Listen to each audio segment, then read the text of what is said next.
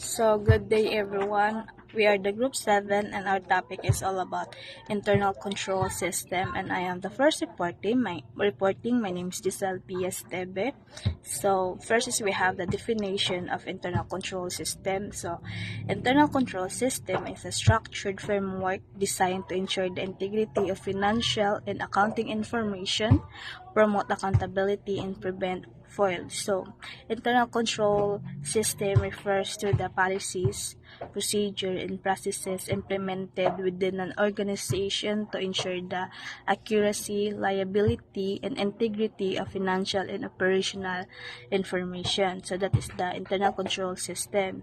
Next is we have the internal control. So internal control defined as a process implemented by an organization, board of director, management, and other personnel. So when we say internal control, it refers to the processes, policies, and procedure implemented within an organization.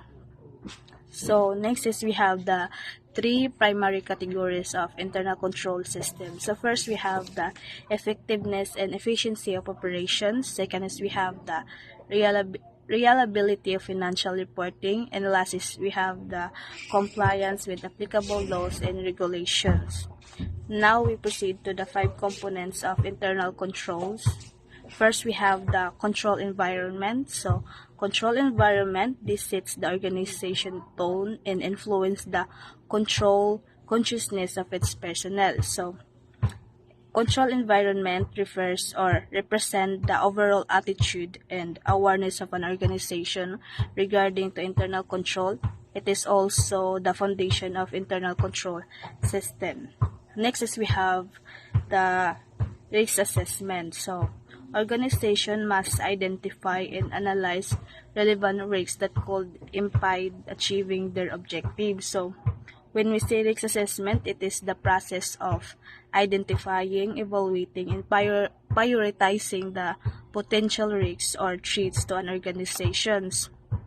So that is the risk assessment. Next is we have the control activities. So these are the policies and procedures that help ensure the management directives are carried out effectively. So control activities is the specific policies, procedure, and action implemented to mitigate risks, to ensure the accurate financial reporting, and promote operational efficiency. So that is the control activity. Next is we have the fourth one, the information and communication. So effective communication necessary for ensuring that permanent information is identified, captured, and communicated in a timely manner throughout the organization.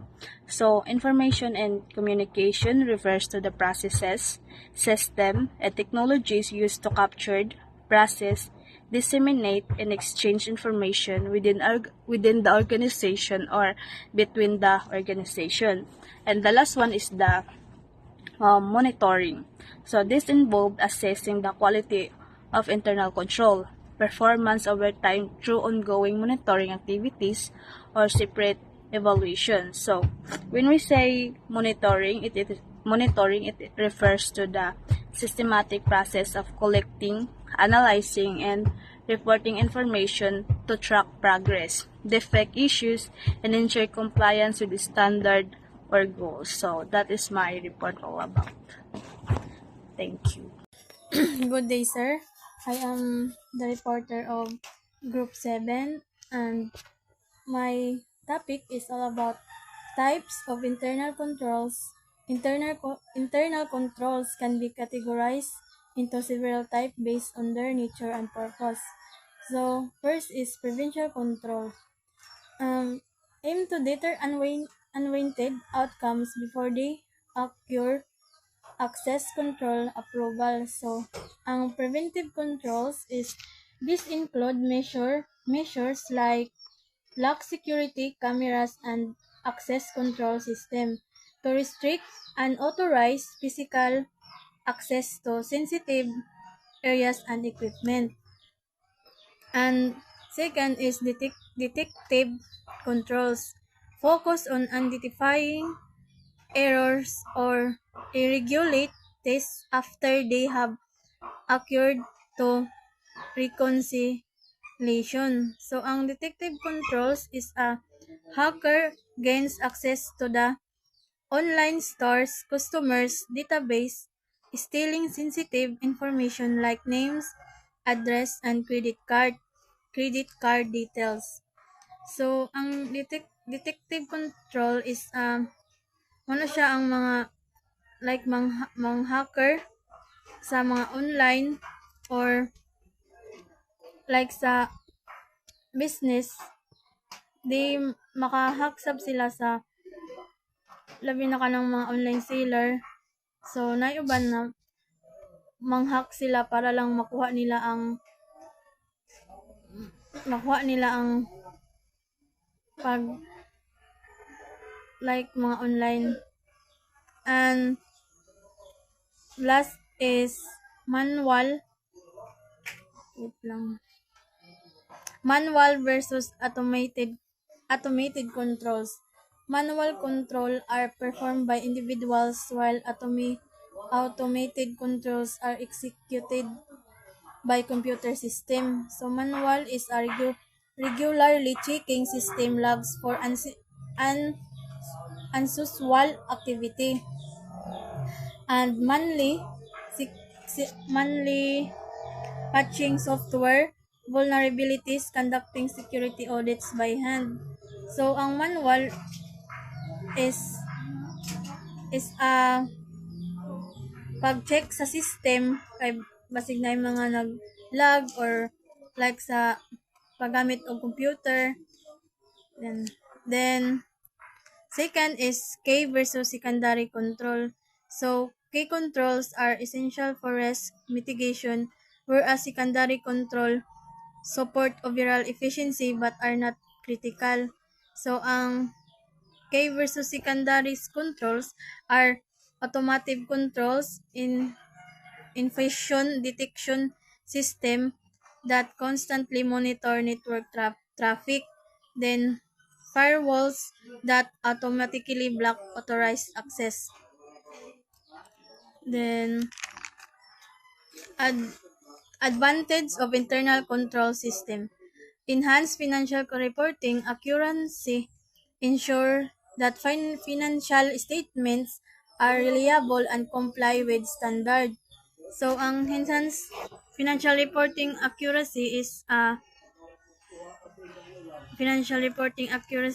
implementing a multifaceted approach that combines sound accounting practices, efficient process, technology, leverage, and a commitment to continuous improvement.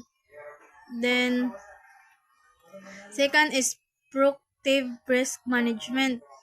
So, proactive risk management identifies potential risks early, allowing organization to respond effectively.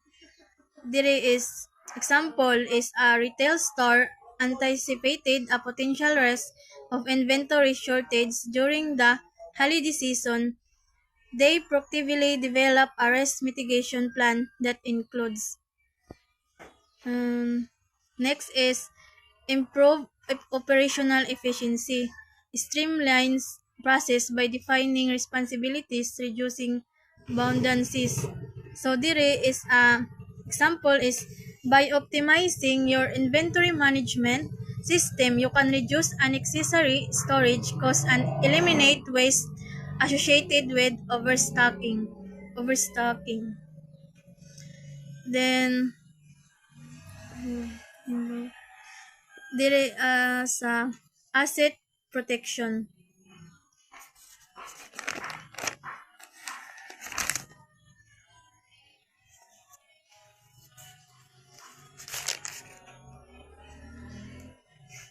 Asset protection.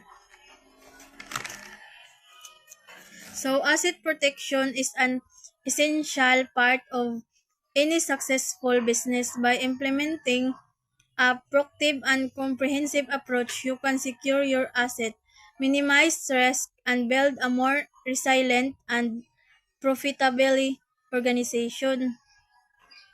So, Next is transparency and accountability.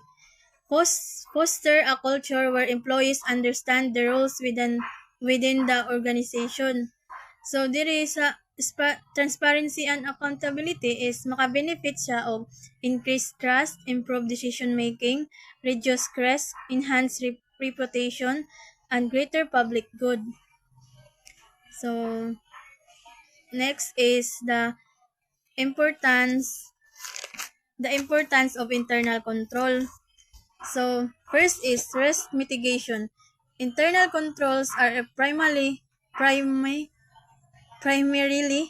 designed to mitigate risks associated with the business operation. So, ang risk mitigation, it's about having a plan in place to minimize the damage and impact potential risk. It's about taking proactive step to reduce the likelihood and consequence of threats to your business. And number two is process implementation and optimization.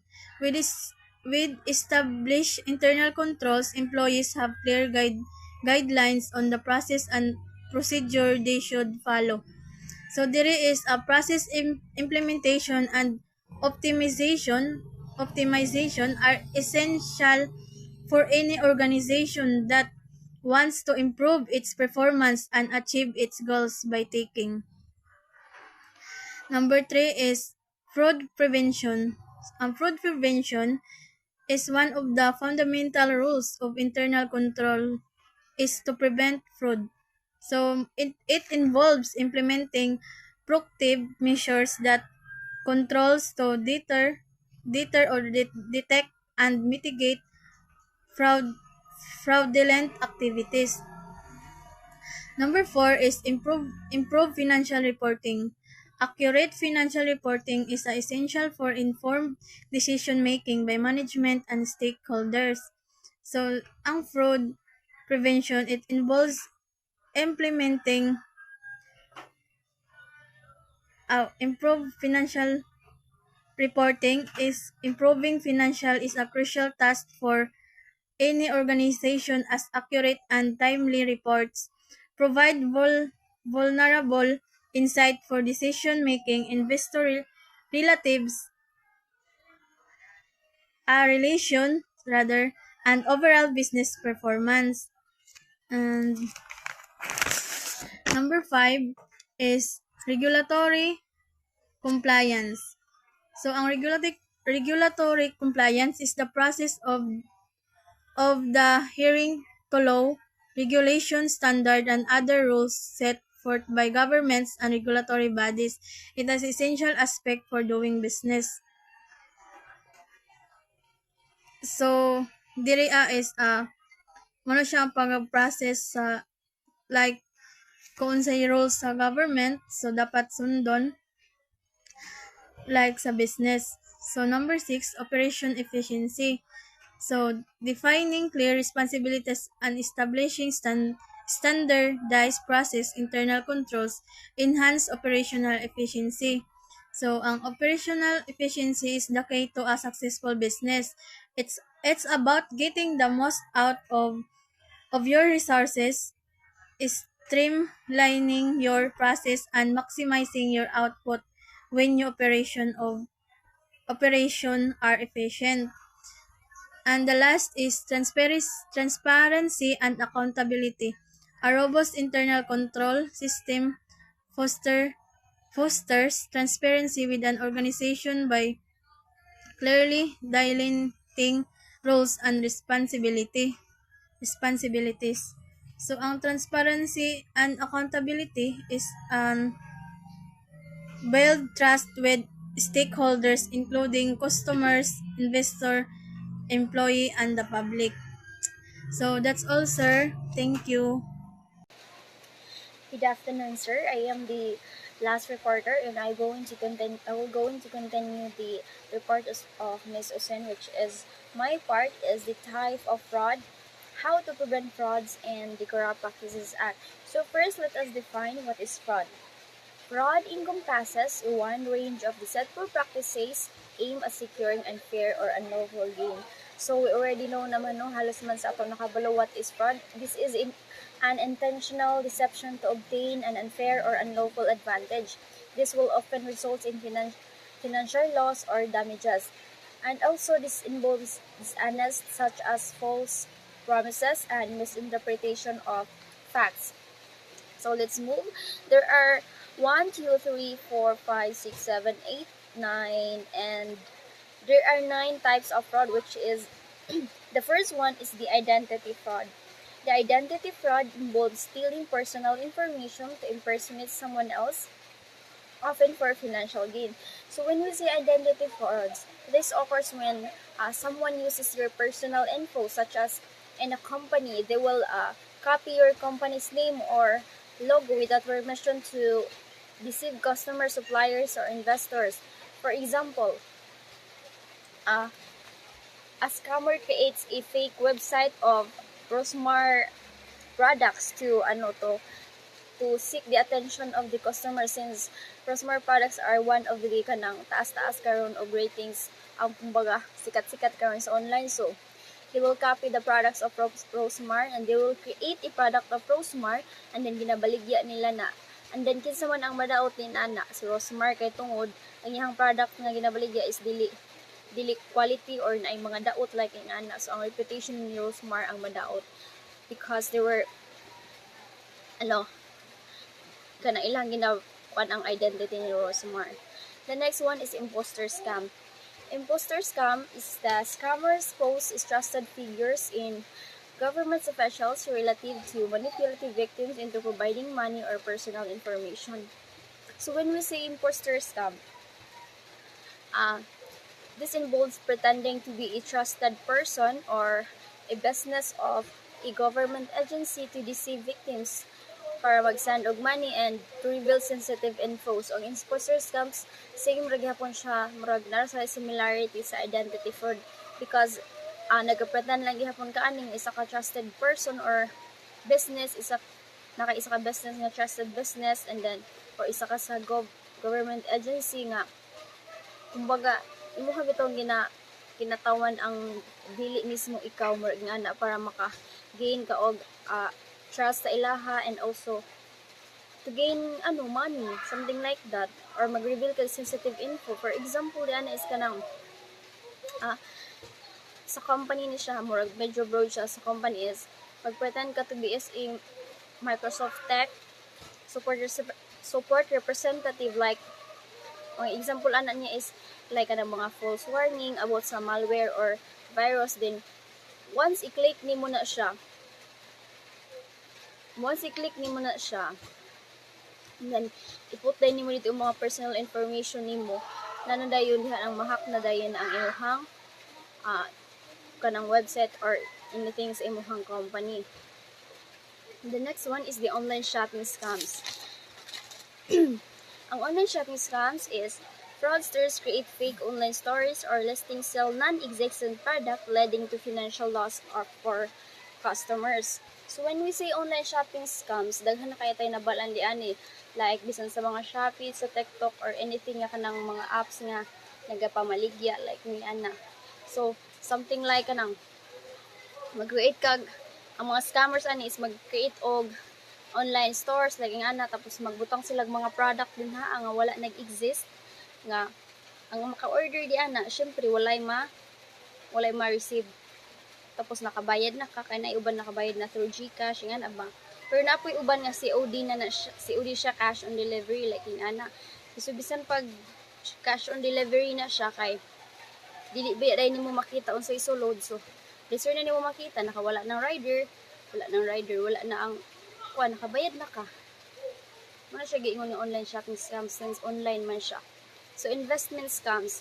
Ang investment scam is, this includes Ponzi schemes and pump and dump schemes, where fraudsters mislead investors about the value of the potential of investments. So, ang investment scam is siya? This involves deceiving people into investing a false or non-existing non-existing opportunities, and they will promise higher returns. Daghan na kayo na biktima din sa ato, labi na itong sa kapa nga nahitabo or other mga illegal na mga entity nga naga-promise og high returns. For example is katong kapa. Yes, that's one of the biggest example nga nahitabo sa ato nga daghan kayo na biktima nga baligya ang mga kabaw, something like that, mga property para mag-invest lagi daw kay tinuod siya kay sa isa kasi mana ang imuhang money mag-triple siya, and then patulog-tulogon na daw ni imong money pagka next week mag-payout ta ka niya. Ang ilaharabang tactics is kaysa pag first timer ka is ginagapaganahan kanila ginahatag nila tong ilahang gi-promise, but pag ma-ingenyo na kayo pamudagan og tag 1 month nga na dito na dayon matingala na lang kung wala na payout, nadakpan na or yung tago na ang nagkuha atong mga money ninyo. So daghan pati ang mga maana is na biktima gyapon na siya mo na ang gitawag na investment scam. The next one is the healthcare fraud. Involves fraudulent billing for services that we do not provide or unnecessary medical procedure. So ang healthcare fraud is nag-involve na siya fraudulent billing for services that were not provided or necessary medical procedures. So amo na siya ginatawag nga healthcare fraud kay tungod nag-provide na sila mga billings or mga listahan sa mga papers nga kumbaga katong mga services nga wala nila gi-provide sa imo, katong medicine nga nakabutang dito sa billing is wala nila to gihatag sa imo, something like that, healthcare fraud. The next one is the vendor fraud. Occurs when payments made to fictitious vendors or when legitimate vendors' data are manipulated by the fraudster. So, ang vendor fraud is mag-occur na siya if ang supplier or ang vendor is nagapangilad sa company and ginamanipulate nila ang transaction or mga invoices para sa ilahang own advantage. For example, ani is ang TIC Solutions. So, ang TIC Solution is gina-overbill niya ang Green Corporation for software licenses and submitting inflated invoices and falsified receipts. Una siya ginatawag nga vendor fraud. The next one is the romance scam. So we all know what is romance scam. Kung kilala wala mo kabalo kay kabalo tanan. Ang romance scams is scammer builds fake romantic relationship online to solicit money from victims under false pretenses. So since nagsugod ning I think it's 2019 ng murag diha nga ning grabe ang pagkahitabuan ni romance scam kanang lahi di ay sa profile picture tapos lahi sad ang pagkita niya sa personal kay lahi di ay or na other is katong bago lang gibalita tong mga next year gibalita na there is an OFW nga na siya boyfriend din sa Philippines and then na siya sa Saudi and then nagkaila sila through online lang siya through online dating apps yata siya na and then nagapadala siya money din niya kay pagtuon niya og mauto tinuod jud tong iyang ka-chat or iyang ka-video call or inana something inyang ka-message kay almost 2 years sila nga nagka-chat-chat yun sa online and then lako na lang iyang nisi nga iyang hilak nga pag-abot niya diri sa Philippines is wala siya na porndar bisag gamay kay tungod ang katudaing iyang ginapadalhan og money nga iyang uyab gunuhay for 2 years is dito siya mao nga tao ang kanang tag-iya jud ato na Facebook nanguha lang siya online picture and then mao to iyang gi-profile and then gipang post pero kadto nga tao is dito kaila sa kanang scam bisan gani siguro kamo is na scam nga. So next one is mortgage fraud. Ang mortgage fraud this includes falsifying information on mortgage application or engaging in the property flipping schemes. So mortgage fraud is a loan from a lender or like a bank or mortgage company, allowing individual or businesses to borrow funds to purchase a property, promising repayment with interest. Example ani is an XYZ Realty borrows 500,000 from Bank of the America. Example ana to para ma-finance niya siyang commercial property purchase and then agreeing to repay it to 625,000 over sa 10 years. Then after the 10 years, wala siya nagbayad, isibat siya. Isa na siya example sa mortgage fraud. Okay, so we're done with the common types of fraud. So let's move to preventing fraud. Several proactive steps to prevent fraud. The first one is the education and awareness.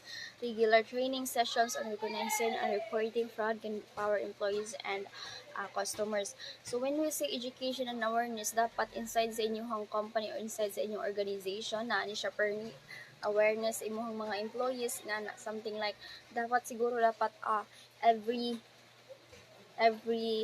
uh, twice or thrice a year more nga dapat imong gina-educate ang imong mga employees, ang mga inside nga tao sa inyong organization para mas aware sila kung unsaon pag-recognize ug pag-report sa fraud para mas makabalo sila unsaon pag-prevent. Example di ana is kanang kuan CyberGuard Inc. conducts regular employees training session highlighting phishing red flags, password security, and safe data handling practices. So, muna siya. The next one is the implementing strong internal control. Implementing strong internal controls, establishing checks and balances, financial processes can determine internal fraud is include segregation of 4-5 and regular audits. So when we say implementing strong internal controls, so when we say implementing strong internal controls means establishing procedure and policies within an organization to prevent, detect, and respond to fraud, errors, and other irregularities. And this controls ensures accuracy, reliability, and compliance. So example of the internal controls is kanang segregation of duties. Dapat gina-divide nimo ang mga responsibilities amo sa imong employees to prevent one person from controlling all aspect of the transaction. So, importante ni siya no, kining implementing strong internal controls because diri nimo ma-base if ang imuhang organization is mahimo siyang safety from any deceitful or mga frauds and mas ma-prevent nimo ang mga frauds because if strong ang imuhang implementation dinhi as internal controls, ma-avoid ng mga unwanted na mga problema sa imong organization. Let's proceed to using technology.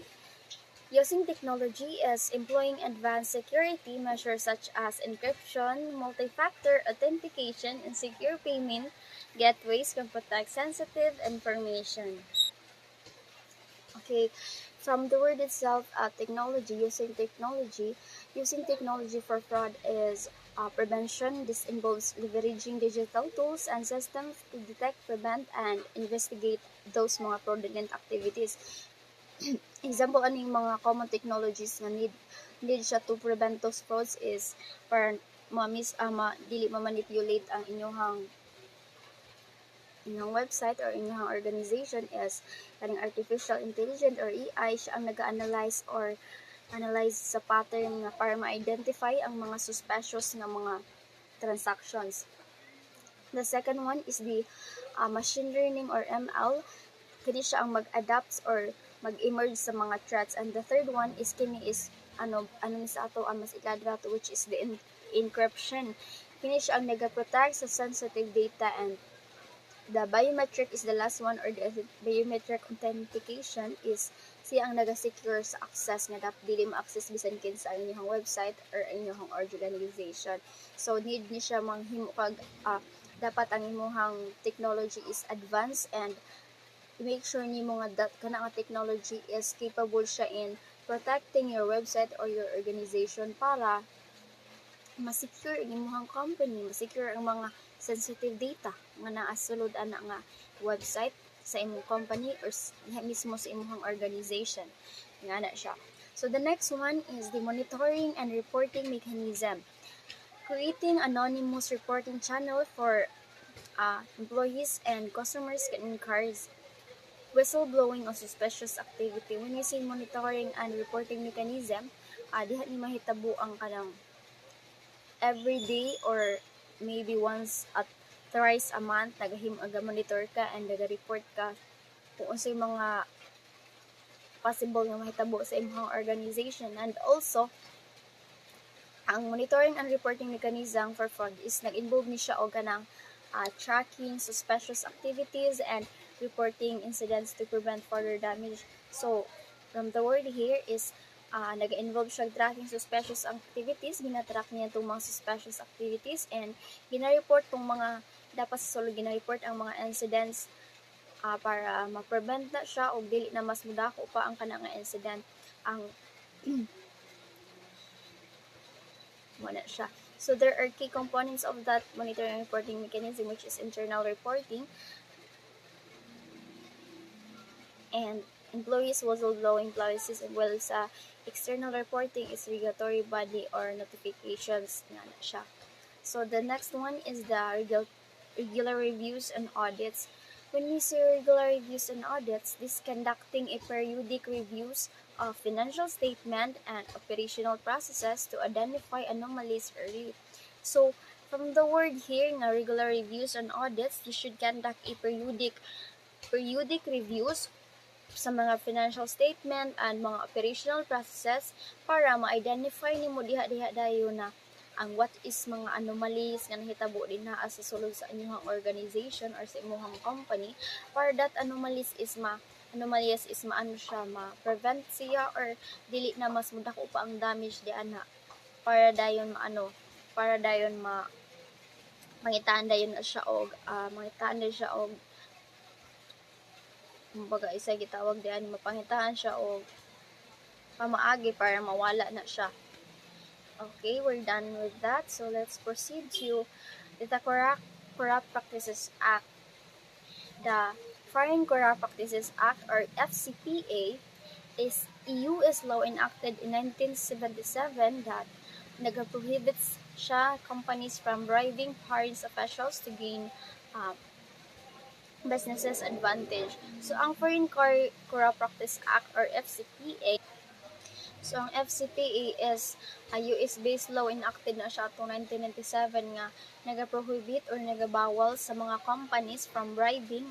When we say bribing, it's kanang nag-refers na siya sa act nga something like nag-offer or nag-give or nag-receive kag mga nag-solicit or mga something nga kanang something of value like kwarta or unsa nga mga pamaagi para mag-bribe ka in exchange for an illicit or advantage or influence a decision mo na siyang bribing. Mura bitaw ka ginabribe nimo, ginabayran nimo siya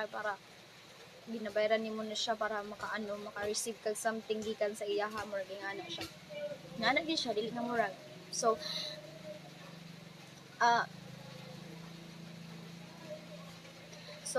ana siya is US-based companies and individuals form of bribing foreign officials to gain business advantage ana niya. Ang example ani is ang Global Tech Inc. is fined siya og 20 million for violating FCPA regulations after paying 1 million in bribes to secure a contract with a Brazilian government official, o diba? Other example ani siya para mas masabtan nato unsa ang FCPA. So, another example. The US Securities Exchange Commission, or SEC sa US, na gibutangan og fines ang Petrocorp, which is 25 million for FCPA violations after na-discover nila nga ang company is nagbayad og 5 million bribes didto sa Nigerian officials para ma-secure an oil exploration rights. So that's the role of FCPA. Ilahang na tagaan og fines or any kanang mga kataw nga parusa para sa kanang mga company or mga kinsa na din na ang nagabribe sa mga kuan para na sila ma-receive na something. So the next one is promoting ethical business practices. Ang FCPA is ang ilang aims ani is to foster transparency and integrity in international business transactions by prohibiting corrupt practices. So as what I have explained na, ang FCPA is ang gusto lang nila is ma-foster ang transparency and integrity and dili sa kuan siya international business ni siya pasabot na gina-prohibit nila ang mga corrupt practices, something ang ana. legal compliance. So when they say legal compliance, ang FCPA is kuan po sila legal compliance, which is companies operating internationally must ensure compliance with FCPA to avoid severe penalties. So dapat ang kanang mga companies nga nag-operate internationally is dapat gina-ensure nila nga pag mag-comply sa kung unsa tong standard nga ginaingon sa FCPA para ma-avoid ang mga penalties. So if you are in a if you have a company nga nag-work internationally na siya, dapat naka-follow ka sa ilahang rules and regulations, should adhere the law of the FCPA para maka-avoid ka og penalties. And the last one is encourage fair competition. By outlawing bribery, the FCP helps level the playing field for businesses competing in foreign markets. So when we say encourage fair competition, from the word itself, fair competition, which is fair, dapat equal. Gina-aim sa sa FCPA nga dapat level ang kanang pag-compete sa kanang foreign markets nga walay ning lamang tungod kay naay gina-bribe, walay ning lamang tungod kay kanang naay mas nilamang tungod kay naay lamang tungod kay naay gibayaran para mo lamang, something like that. So to sum up everything, our report is all about internal control system, or a structured framework designed to ensure the integrity of financial and accounting information, to promote accountability and to prevent fraud para mas ang organization ninyo is mas ma-achieve ang what we say peaceful and success organization. Thank you.